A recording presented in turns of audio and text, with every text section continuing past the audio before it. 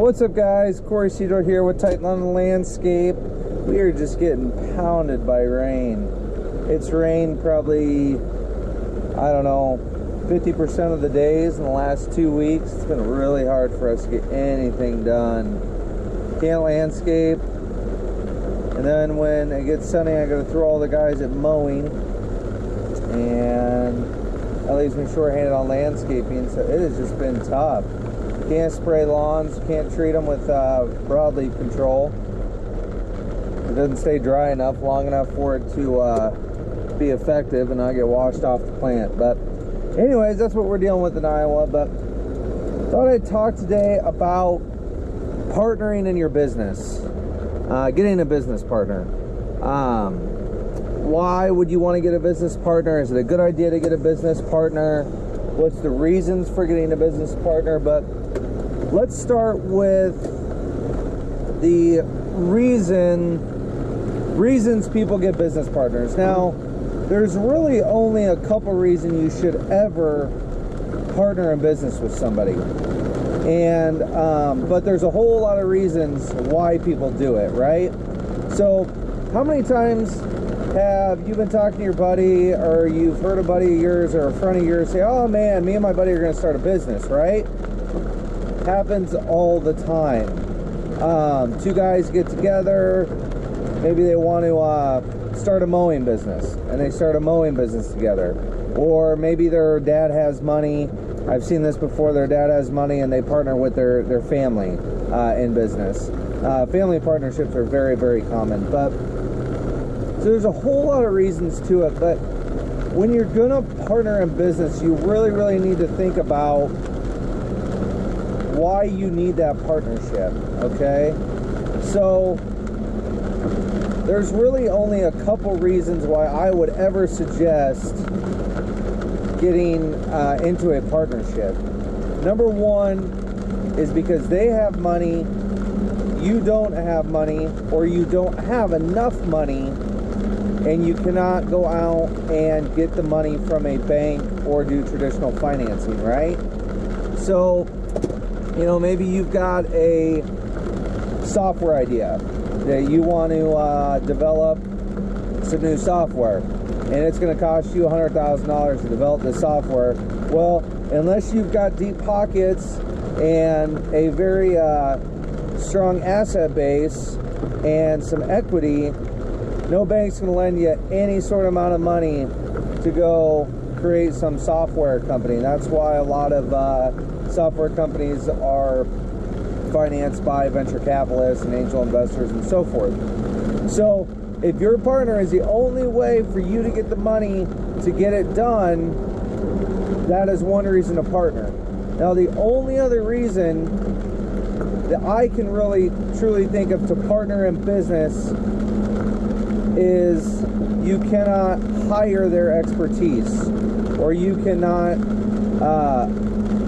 hire or buy their expertise. So what do I mean by that? So maybe you've got a partner that, I don't know, has access to certain clientele, has a certain knowledge base, is very, very good at sales. They provide something that you cannot hire. You cannot go out and find an employee to replace that partner. So,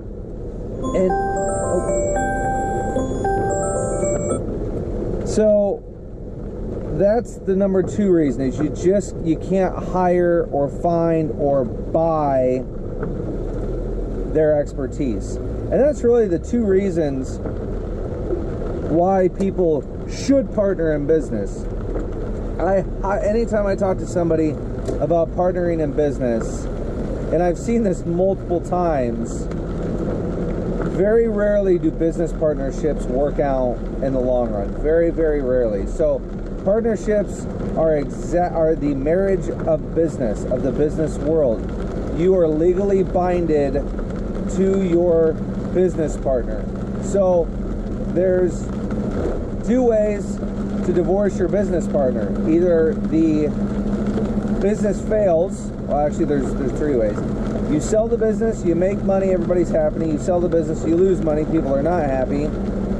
Or you dissolve the business, or you sell your portion of the business to your partner, or you buy your partner out.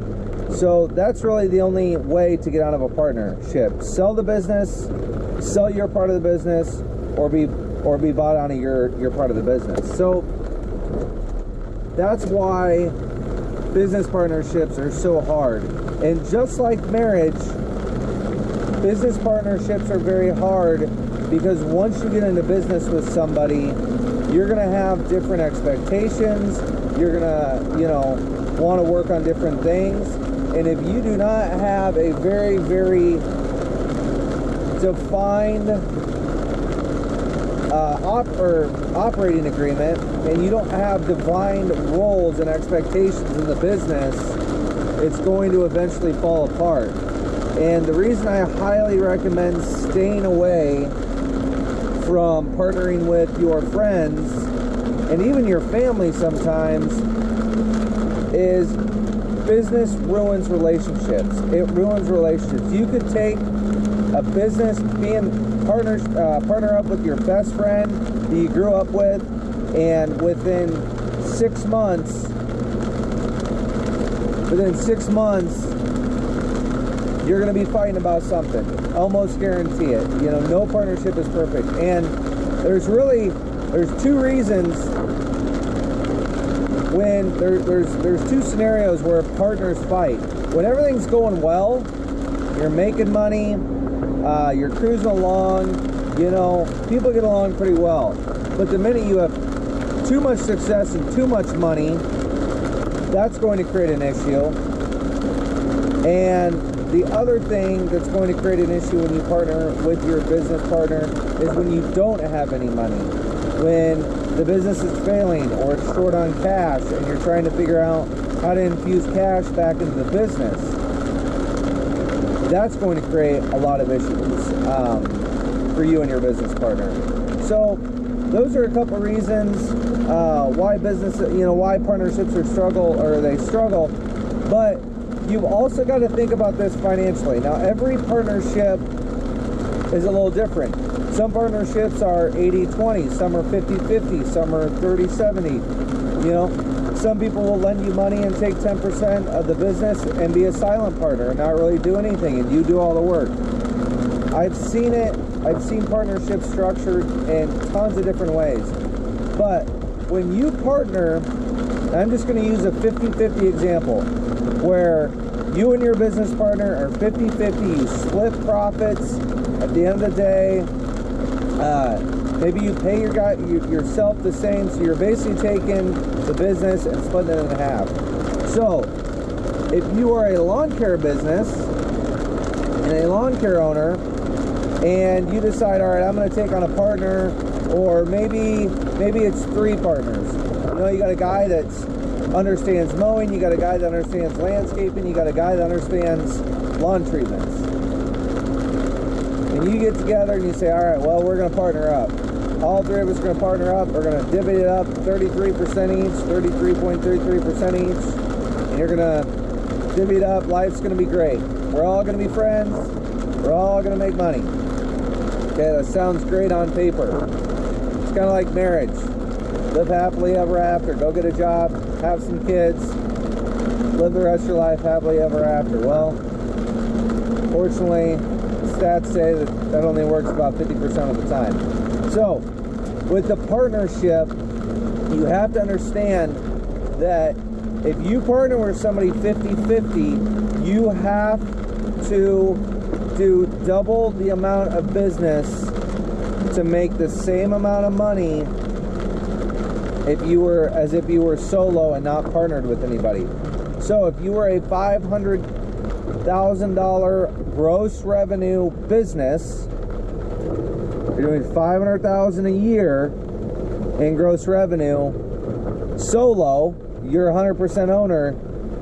If you wanted to keep the same amount of income in a 50-50 partnership split straight down the middle, you would have to grow the business to $1 million in order to make the same amount of money. So if you're making $100,000 on $500,000 of gross revenue, and you bring on a partner, you're going to have to double the business. So if you have to double the business, you got to think, can you double the business, right?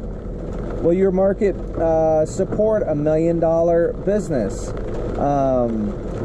There's just those factors. So if you want to be 100% owner, do less gross revenue but make a good living, you can do that.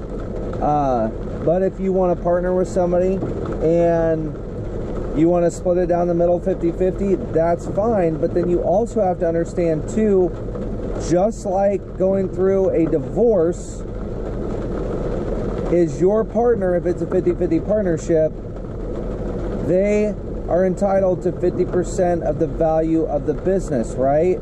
So say you start a business with them and this business starts out as nothing, and you work 5 years together, things are going great, you grow the business to, let's say, a value, easy math, $1 million, okay?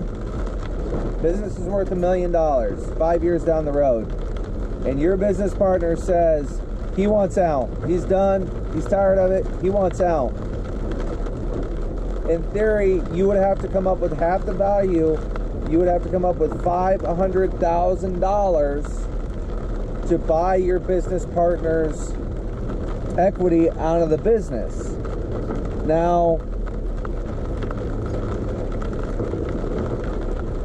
that poses a problem for the simple fact that if you don't have $500,000 sitting around to buy your business partner out, it's not going to happen. Or you're going to have to go out and take on debt to buy your business partner out. Or you're going to have to go sell that. You're not going to be able to buy your business partner out from that standpoint, but you're going to have to sell his portion to somebody else. He's going to sell out to somebody else, and you have to deal with another partner. So anyways, guys, I just rolled into the shop.